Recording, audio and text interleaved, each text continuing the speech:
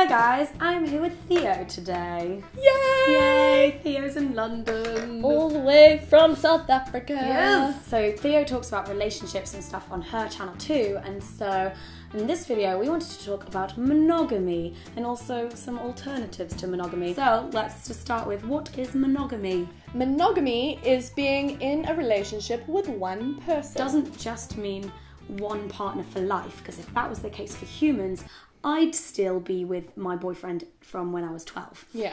And no one wants that, do they? Monogamy can also mean one partner at a time. Okay.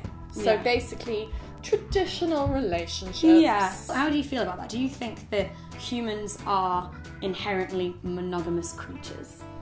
I think that we're most comfortable as monogamous creatures, but I think that we tend to divert when we're not happy or something just doesn't feel right. If so many people do that, is monogamy something that's like biologically wired? Because I kind of believe that monogamy is a cultural construct. Okay, That's yeah. what I believe. Something that we're taught as we grow up Yes. is the right thing to do, Yeah. hence why we do it. Yeah. I think that, it must be nature versus nurture a Yeah. little bit. So now we're going to talk about some other options if monogamy Isn't your thing. Yeah, it ain't your thing. So one is open relationships. An open relationship, I think, is when you're with somebody and you decide together that you're going to see other people as well, and that it's not considered cheating and it's just part of your current relationship. So each couple will have their own like individual boundaries. Other couples will bring other people into the relationship for like threesomes. Wow.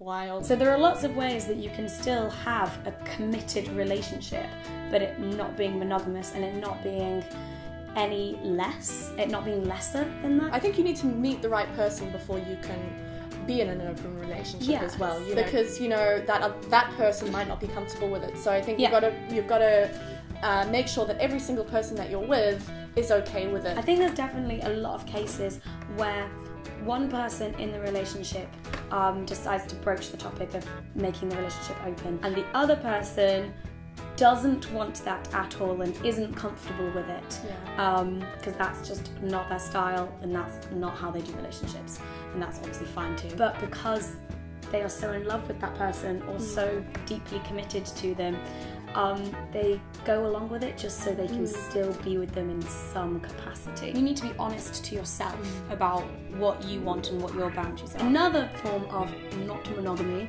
is when people just have casual sex, friends with benefits, or sleeping with multiple people, not necessarily at the same time. And they're not committed to anybody. Yeah, you're single. So you're single and you're just going around. Yeah. Yeah. Okay. Obviously, totally fine.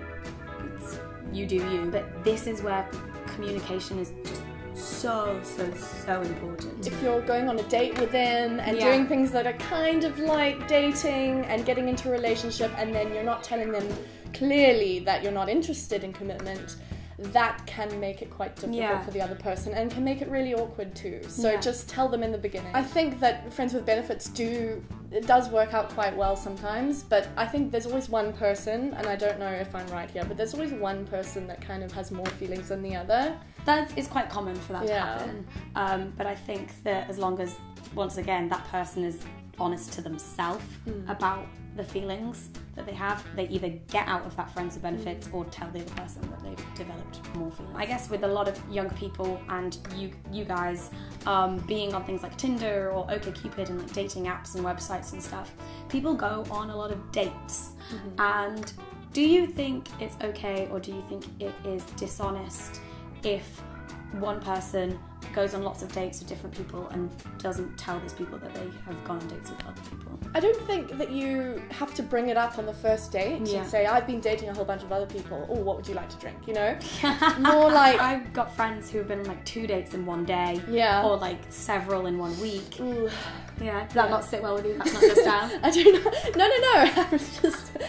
It's I'm fine if totally it's open not... for that. No, it's fine. It's just like playing the field. It's just getting to know people. Yeah. Some of them you will have a connection with, some of them you won't. And to be honest, like the more people that you meet, the more likely you are going to find someone who you actually really have a stronger, genuine connection with. I kind of think that dating is quite fun. Like, I love getting to know new people, and like every time I meet someone new, even if it is just like for one evening that you're like having drinks with them, you learn things from them, and it will, a little bit of you will just be slightly changed after having met a different person. Yeah, definitely. It's an experience that you can take along with you. Yeah, and you don't have to see them again if you don't want to. That is it from us, but we would love to hear your thoughts on it. Is monogamy a natural thing for humans? What do you think about open relationships and more casual relationships? You can let us know in the comments. Please give the video a thumbs up if you enjoyed it, and make sure you go watch the video that we did on Theo's channel about cheating and subscribe to her.